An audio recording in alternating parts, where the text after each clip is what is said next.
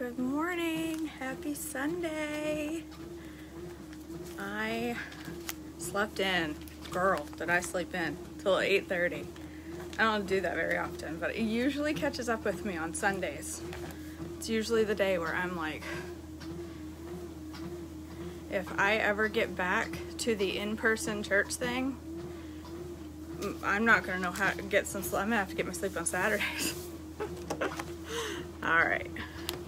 Well, I got a new phone holder to make it easier to open my Bible. Should be better. I can see better.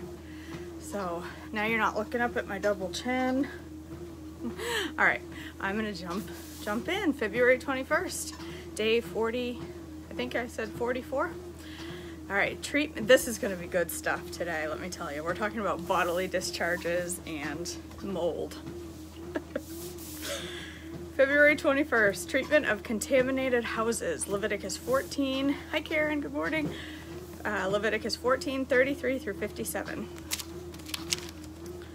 All right, my Bible's. Okay, hold on. Let me get that laid out right. There we go. That's a wrinkle. Then the Lord said to Moses and Aaron, "When you arrive in Canaan, the land I am giving you as your possession, I may contaminate some of the houses in your land with mildew. The owner of such a house must go to the priest and say, 'It appears that my house has some kind of mildew.' Before the priest goes in to inspect the house, he must have the house emptied, so nothing inside will be pronounced ceremonially unclean. Then the priest will go in and examine the mildew on the walls. If he finds greenish or reddish streaks, and the contamination appears to go deeper than the wall's surface, the priest will step outside the door and put the house in quarantine for 7 days. On the 7th day, the priest must return for another inspection. If he finds that the mildew on the walls has spread, the priest must order that the stones from those areas be removed. The contaminated material will then be taken outside of the town to an area designated as ceremonially unclean. Next, the inside walls of the entire house must be scraped thoroughly, and the scrapings dumped in the unclean place outside the town. Other stones will be brought in to replace the ones that were removed, and the walls will be replastered. But if the mildew reappears after all the stones have been placed and the house has been scraped and replastered, the priest must return and inspect the house again. If he finds that the mildew has spread, the walls are clearly contaminated with a serious mildew, and the house is defiled, it must be torn down, and all of its stones and timbers and plaster must be carried out of town to the place designated as ceremonially unclean. Those who enter the house during the period of quarantine will be ceremonially unclean until evening, and all who sleep or eat in the house must wash their clothing. But if the priest returns for his inspection and finds that the mildew has not reappeared in the house after the fresh plastering, he will pronounce it clean because the mildew is clearly gone. To purify the house, the priest must take 2 birds, a stick of cedar, some scarlet yarn, and a hyssop branch.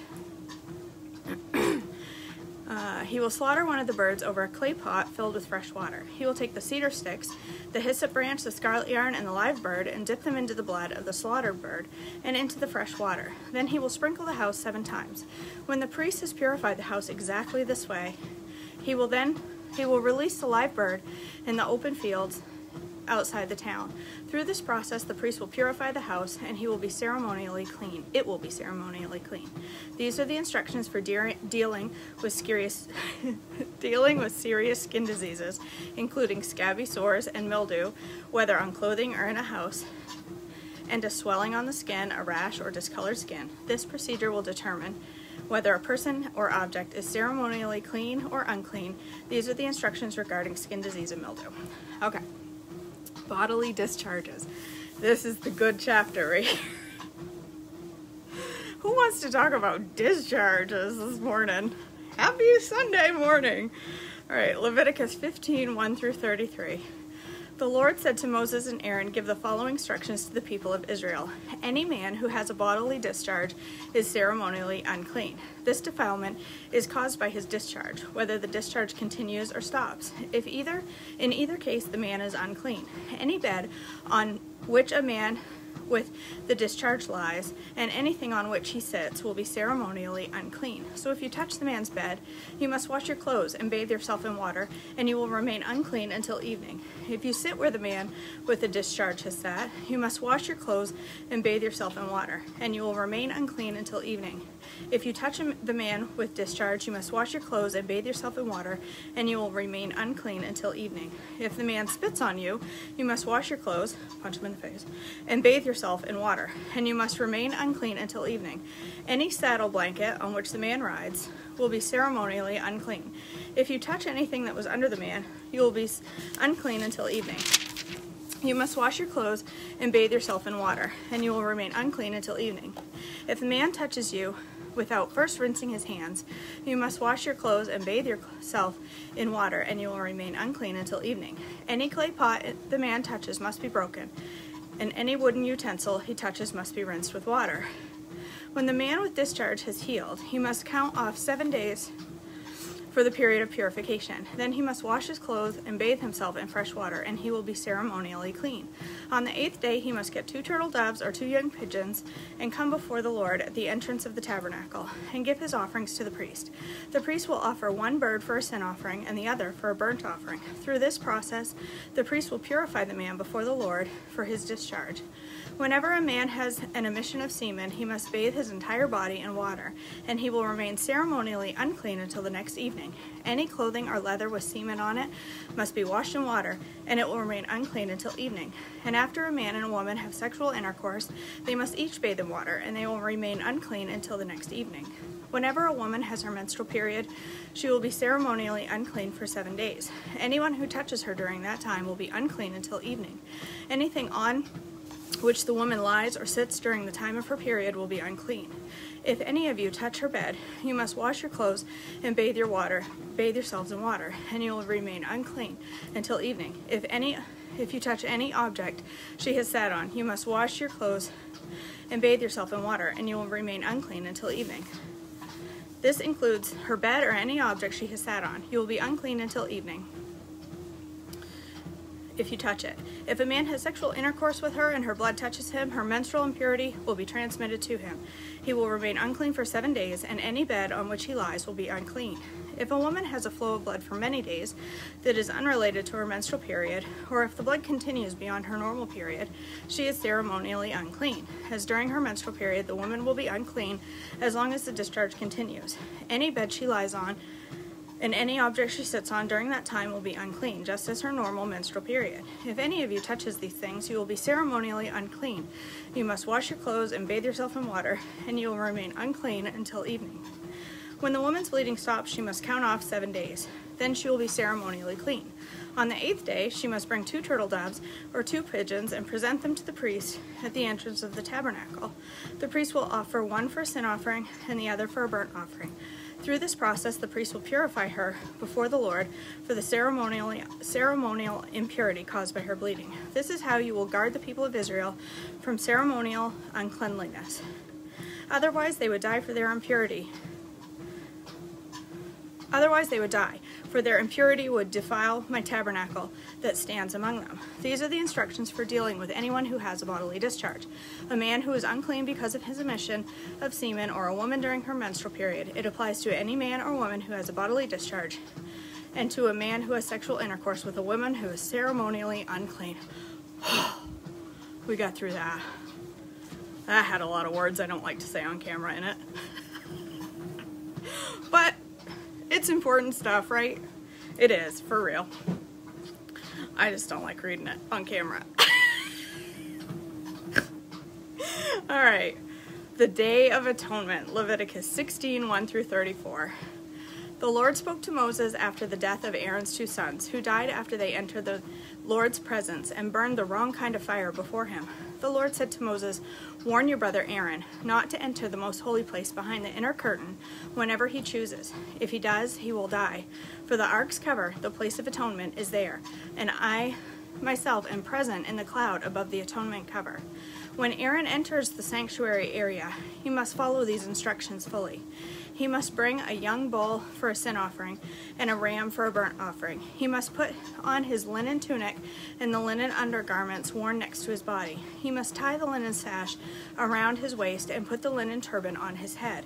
These are sacred garments, so he must bathe himself in water before he puts them on.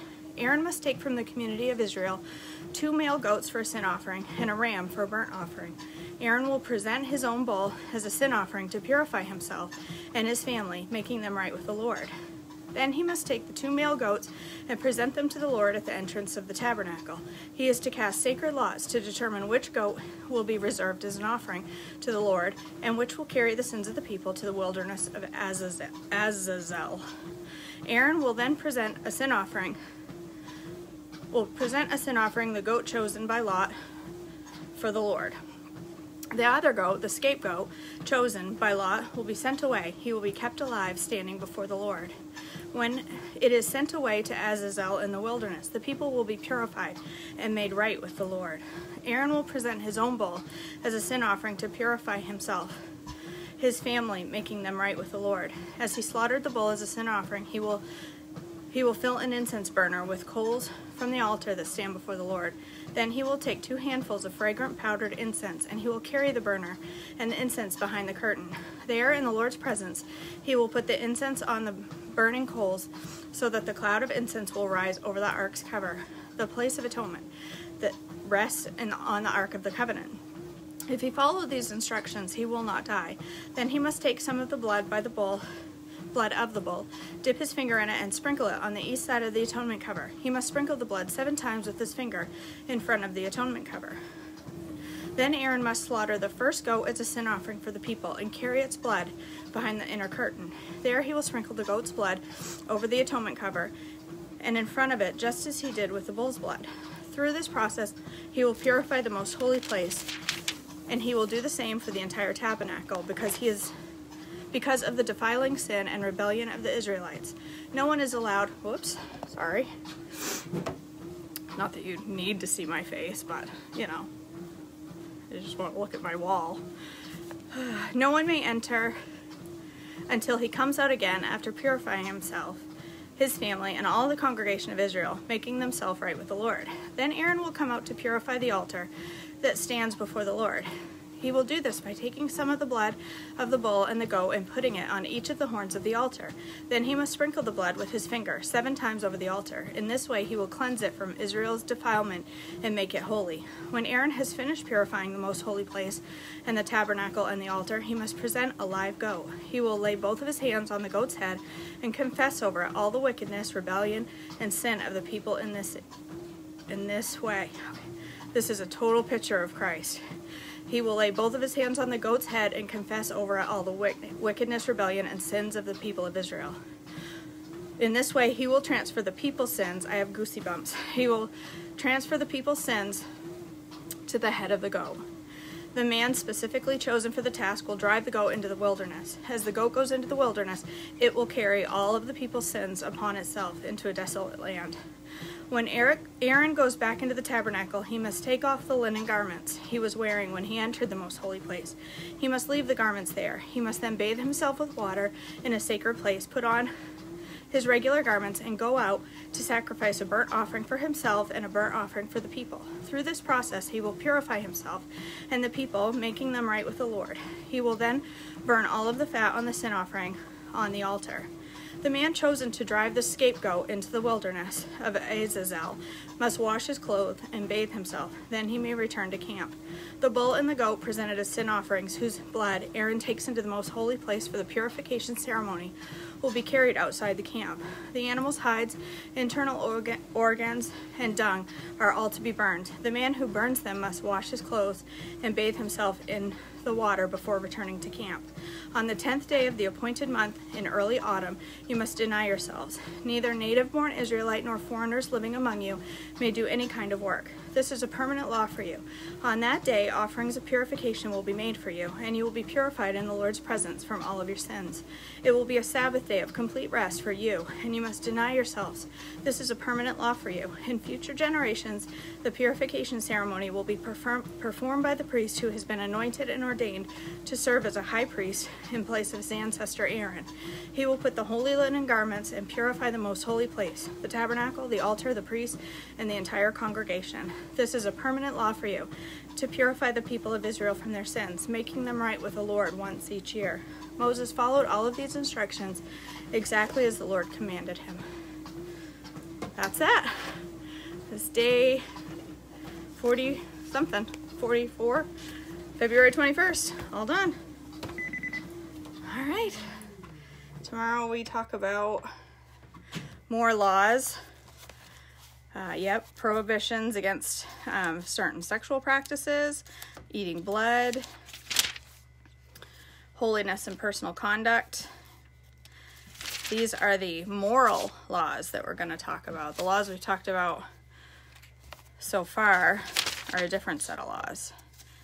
So my understanding is that these laws that we're about to talk about, the moral laws, are the laws that still stand today. I could be wrong, but these are the laws that still stand today, or the laws we just talked about, bodily discharge and those things. The mildew and all that stuff is all covered by the blood of Christ. This stuff is covered by the blood of Christ as well, but these are still laws we're expected to uphold. So, all right. I hope you all have a beautiful Sunday. I may go up and cook breakfast. I'm still not sure yet. It depends on whether my family's still in bed. And if not, I may not. We'll see. All right, so I love you all. Have a beautiful Sunday. I hope you get to spend some time alone yourself in the Word. And I hope this reading blessed you this morning. And I will talk to you later today, I'm sure. I always do. So, okay, have a great day. Bye.